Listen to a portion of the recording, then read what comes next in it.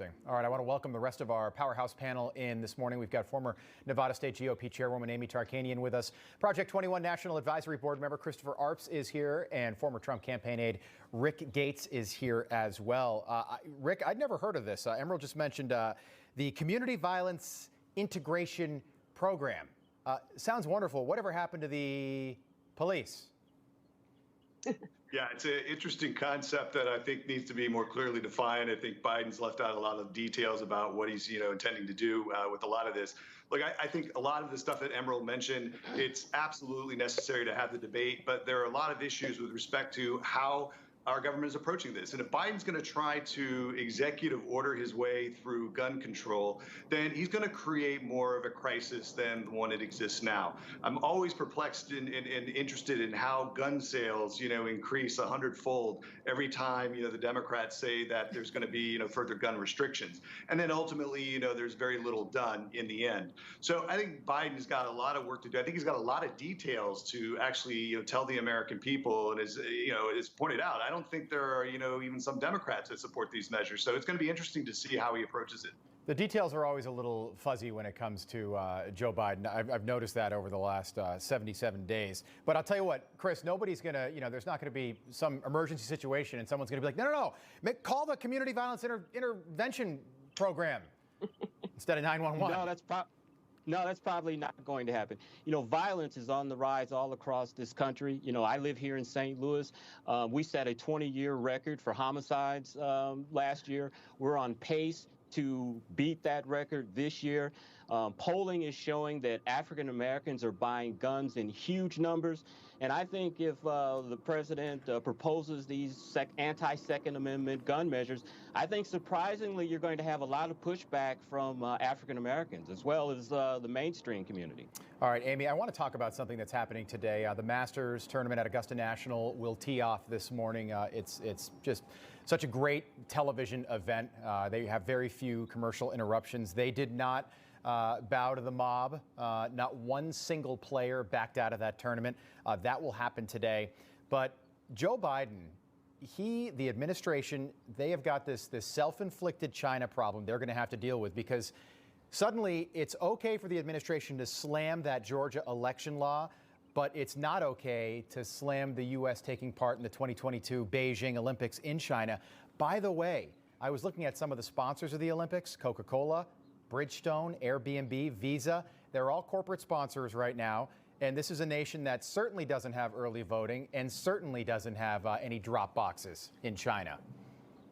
Right. And this administration is basically choosing winners and losers, and it's based on what benefits them, right? So we do know that there has been questionable dealings with the Biden family with China, and also with the past administration under Obama and Biden. And then the fact that we do know that opposing this Georgia law will benefit Biden and Harris for the next time for their reelection campaign. So this is strictly in favor of their own self desires. The human rights abuses, Emerald, in China, that communist dictatorship, we're talking about, the Uyghur Muslims, genocide happening there, murder, and we're going to celebrate the Olympics, just down the road. That's okay? Well, look, it's the inconsistency in which these Democrats like to criticize, right? We're a democracy. They're free to say, they have free speech. They can say whatever they want, but they already censor themselves based on the lack of democracy in China, have nothing to say about them because it effectively affects their pockets. And that's clearly what they're the most concerned about, or otherwise they'd have something to say about China. Now, in regards to the Biden administration in China, if he can't call out China for the gross negligence, at the very least, that they exhibited early in the pandemic, Joe Biden can't say they're responsible. He didn't even talk to President Xi about it. I don't think he'll be calling for the U.S. to boycott the Olympics or for a change of venue or anything else like that. And Amy brought up a great question. We still don't know if the president's son, Hunter Biden, has ever dissolved himself of those interests in BHR Partners, which is a Chinese private equity firm. And based on their lack of criticisms for China, I think it's a very important point or a very important question that needs to be asked again, and we need clarification. Rick, I'll let you take it from there. I know you're an expert on that topic. Yeah, look, I think Joe Biden is weak. He's compromised not just by China, but by Russia, Ukraine, other countries where he and Hunter have alleged to have done foreign work.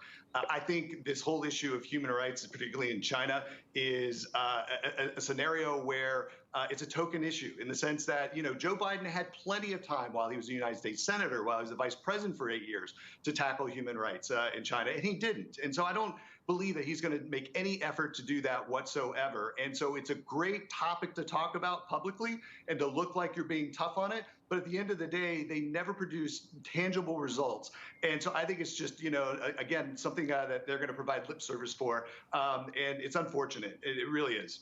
Rick, there's one other question that I had for you while we're on the topic. I want to talk about what Russia is doing in Ukraine right now. This is a topic I know you're very strong with, but Vladimir Putin clearly testing Joe Biden right now. At least that's what it seems like. He's got troops lined up in the border. They're conducting military exercises.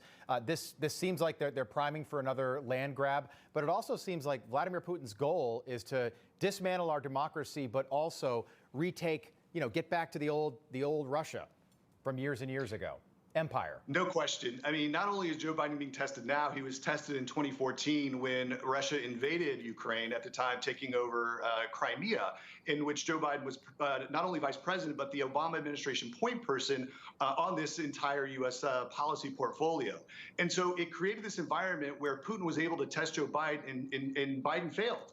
And now, fast forward, 7 years, Biden again is testing the waters. Not only that, in terms of moving military to the border of Ukraine, but he has moved now yesterday a nuclear torpedo in the Arctic that has a capability of creating a tsunami along the eastern seaboard of the U.S. Do I think he's going to do it? Absolutely not. I don't think he wants war. I think he wants territory. And Biden is not in a position. He's in a position of defending out of weakness. And that is not where we want to be. And I think Putin has beaten Biden in the past. He's going to continue beating him now because Biden has no clear plan to deal with Russia. And so far, he's not done anything other than verbally criticize Russia, but has not led to any substantive policy change or punishment to Russia for curtailing all of its tests.